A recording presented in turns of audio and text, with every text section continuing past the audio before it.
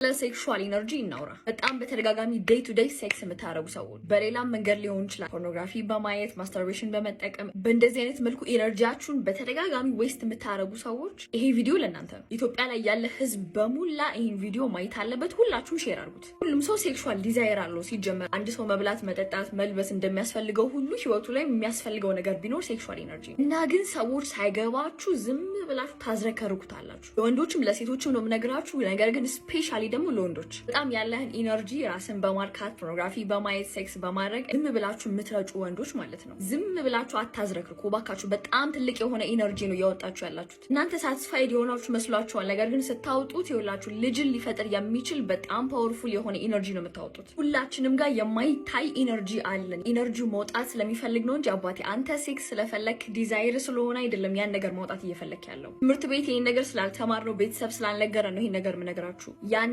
ኢነርጂ ግን ሪዳይሬክት ማድረግ ትችላላችሁ። ያንን ፓወርፉል የሆነ ልጅን ሊፈጥር የሚችል በጣም ፓወርፉል ኢነርጂ በመስራት ክሪኤቲቭ በመሆን ትልልቅ ነገሮችን መስራት ትችላላችሁ። በመቆጠብ ነው የምላችሁ። በጣም ግን ዝም ብላችሁ የምታዝረከርኩ ከሆነ በጣም ከሁሉም ሴቶች ጋር የምታኙ ከሆነ ኢነርጂያችሁን የምታባክኑት ከሆነ ህይወታችሁ ላይ ምን እንደሚፈጠር ልንገራችሁ። በጣም ልፍስፍስ ነው የምትሆኑት። ወንዶች በተለይ በጣም ልፍስፍስ ደካማ ምናምን ነው የምትሆነው። አንቺን ብትሆኚ ሴትም ከሆንሽ ኢነርጂውን ስትይዢው በጣም ሴትነትሽ እየወጣ ነው የሚሄደው። የምር ቼክ ብታረጉ በጣም the strongest form of energy ሴክሹዋል ኢነርጂ ነው። ይሄንን ኢነርጂ ፕሮቴክት አድርጋችሁ መጠቀም ከቻላችሁ የትኛውም አይነት የህይወት ዘርፎቻችሁ ላይ በጣም ውጤታማ መሆን ትችላላችሁ። ያንን ኢነርጂ መጠቀም ከቻላችሁ። ካልሆነ ግን ኮንሲስተንትሊ ያላችሁ ኢነርጂ ስለሆነ እንዴት መጠቀም እንዳለባችሁ ካላወቃችሁ ዝም ብላችሁ ታውጡታላችሁ። ወደ ላይ መውጣት አይችልም። ክሬቲቪቲያችሁ ዘጋን። ኤቭሪቲንግ ድፍን ነው የምትሆኑት። ዓለም ላይ ትልቅ ነገር የፈጠሩ ሰዎች በሙላ ማለት ነው ልንገራችሁ፣ ይሄንን ኢነርጂ ማስተር ያደረጉ የተጠቀሙ ሰዎች ናቸው። ስፔሻሊ ወንዶች ዝም ብላችሁ ታዝረከርኩ ይውላ አባቴ የ3 ቀን የቁርስ የምሳ እራት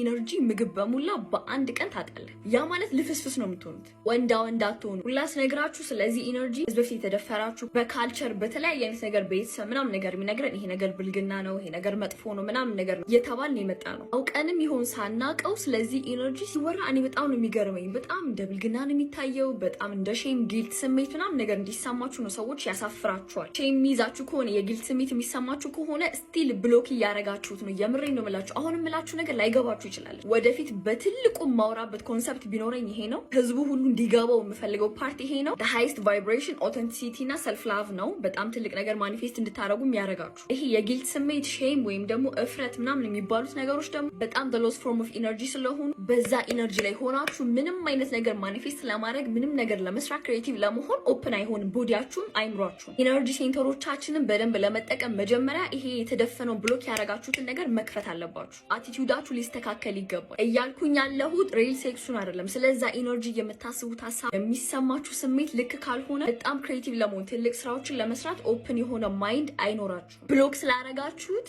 ምንም ነገር ትለፋላችሁ እንጂ ማኒፌስቱን ላታረጉት። በጣም ልጠብቁት የሚገባ ነገር ነው። በጣም ሪስፔክት ልትሰጡት የሚገባ ኢነርጂ ነው። አይኖ ማውራችሁ ነገር አዲስ እንደሆነ አይኖ ትምህርት ቤት አልተማራችሁም፣ አይኖ ቤተሰብ አልነገራችሁም። ይሄን ነገር ኢትስ ዊርድ ሊመስል ይችላል ሚዲያ ላይ ወጥቶ ስለዚህ አይነት ነገር ማውራት። በእርግጠኝነት አሁን ያልኩትን ነገር ጥቂት ሰዎች ናቸው የሚገባችሁ። ከገባችሁ ይሄንን ኢነርጂ ከተጠቀማችሁት በጣም ትልቅ ነገር መስራት ትችላላችሁ። ከዛ ውጪ አሁን በኦንላይን የምሰጠው ስለ ማኒፌስቴሽን የምሰጠው በጣም ትልቅ ስልጠና አለ። እዛ ላይ ስለዚህ ጉዳይም ጭምር በደንብ ነው ማወራው። ሬዲ ቦታ ያስያዙ በጣም ብዙ ሰዎች አሉ። ቀኑ ሳይደርስ ቦታ ማስያዝ የምትፈልጉ ሰዎች ቡክ ማድረግ ትችላላችሁ። ስለዚህም ኢነርጂ እዛ ላይ በደንብ ስለማወራ ብሪፍ የሆነ ነገር እዛ ላይ ታገኛላችሁ። ይሄን ቪዲዮ ለሁሉም ሼር አድርጉ፣ ምክንያቱም ህዝቡ ሊያውቀው ይገባል። እኔ ፎሎና ላይክ ማድረግ እንዳትረሱ።